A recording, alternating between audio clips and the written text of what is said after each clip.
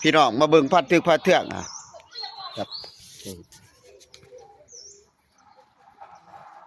เดี๋ยวมันพัดทึกพัดเทืองเพิ่นไปหากินจึงบ่เห็นผักแก้วผลิตหมอกเนาะนี่มาน้องคน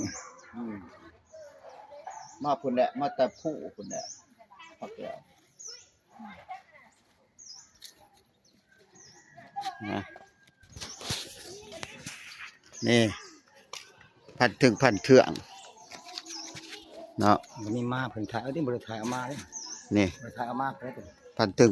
เพิ่นไปหากินจึงว่าได้เห็นผักแก้วผลิตหมอกเนาะหลังจากนั้นเพิ่นก็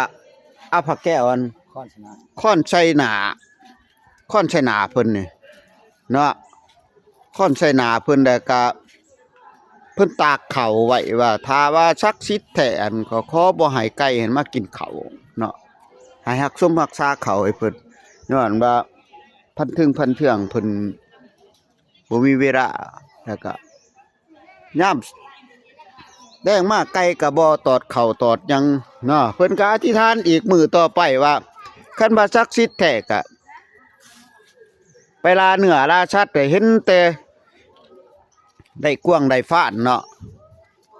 ก็ได้ตามความมุ่งมั่นปรารถนาเพิ่นดีๆเนาะฉะนั้นแหละเพิ่นจึงได้กราบบูชาแล้วก็ชาไปฮอดเจ้าฮอดนายผู้ปกครอง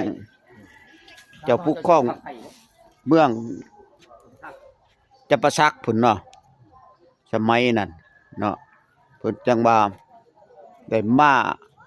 เอาเนาะมาเอาแล้วก็แต่งเสนาอำมาตย์มาเอาพระแก้วตกลงแล้วสหายเฮ็ดแพ้มาเนาะพระแก้วเอาแพ้ขึ้นพระแก้วก็บ่อยากไป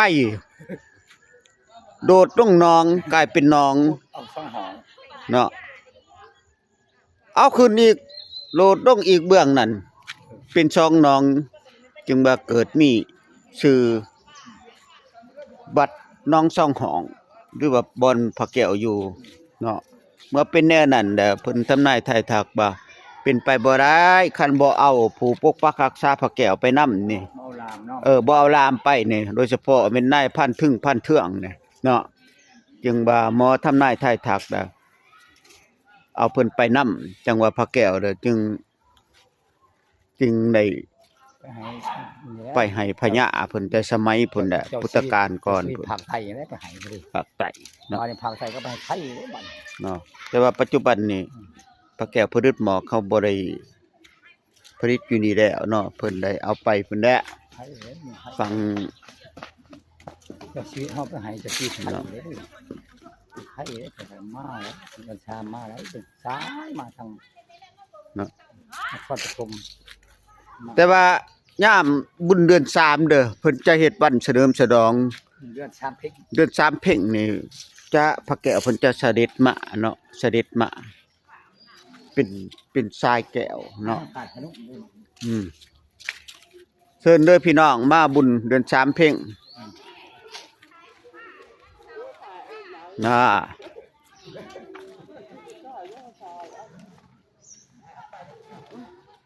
อันนี้จะเห็นบรรยากาศ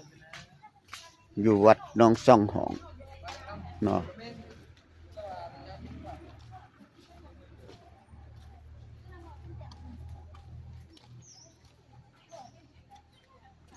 อันนี้